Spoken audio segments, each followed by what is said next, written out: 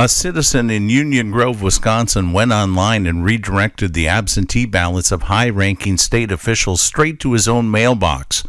Harry Waite executed this operation to demonstrate a fatal vulnerability in the state's digital election infrastructure. State officials and media insisted the digital election infrastructure was perfectly secure. Waite decided to test that theory to poke the bear. He successfully ordered the ballots of several individuals to his house, including Wisconsin Assembly Speaker Robin Vos. The state couldn't protect the ballot of its top lawmaker. Waite demonstrated that anyone with a web browser could impersonate a registered voter and successfully reroute official election documents to an unauthorized address. He didn't hide from what he did. Waite immediately emailed the Department of Justice, local sheriffs, and the media to self-report his actions, acting like a white hat hacker pulling a fire alarm. Instead of patching the vulnerability, the state chose to prosecute the man who found it.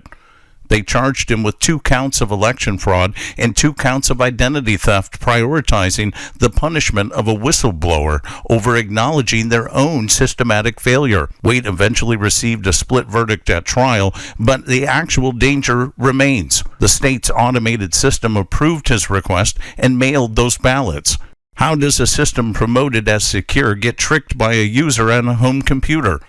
Under the Wisconsin law, municipal clerks are mandated to physically verify the identity and legal status of every single person requesting an absentee ballot. The state's MyVote website operates as an automated middleman. It takes the digital request online and completely bypasses the local clerk's legally mandated verification duties.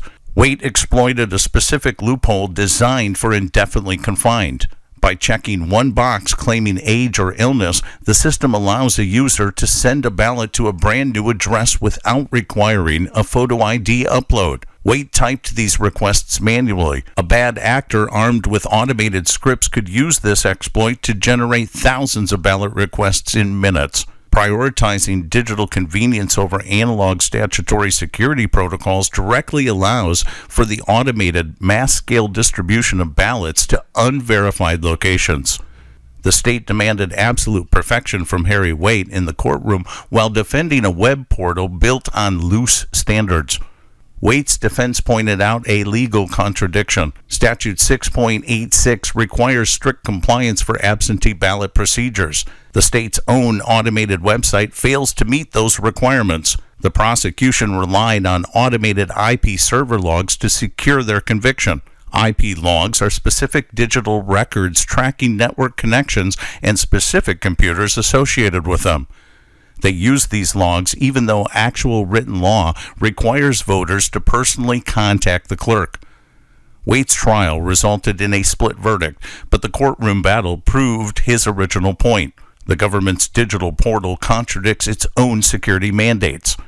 A government that aggressively enforces strict compliance on its citizens while running a non-compliant digital portal cannot be trusted to secure an election. Harry Waite's trial is over, but the vulnerability he exposed still belongs to the American public. State-run digital election portals remain unverified black boxes. We, the people, can no longer rely on these opaque online systems to guard our democracy. Simply patching the code is insufficient. The digital foundation of online absentee requests must be abandoned in favor of physical security. Restoring public trust requires ending the use of these automated ballot distribution and returning to verifiable, hard-coded analog measures. The Save America Act serves as a blueprint for citizens to demand these immediate systematic reforms. The first pillar requires strict voter ID.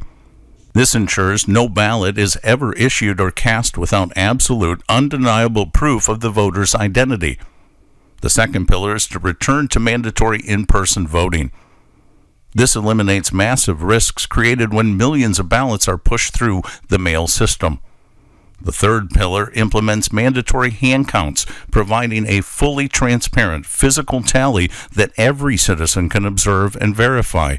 Harry Waite sacrificed his freedom to prove that the front door to our elections was left open by digital negligence. Despite your political affiliation, citizens must demand these strict analog safeguards to ensure that every future election is conducted through a verifiable physical process. That just makes common sense. Wouldn't you agree?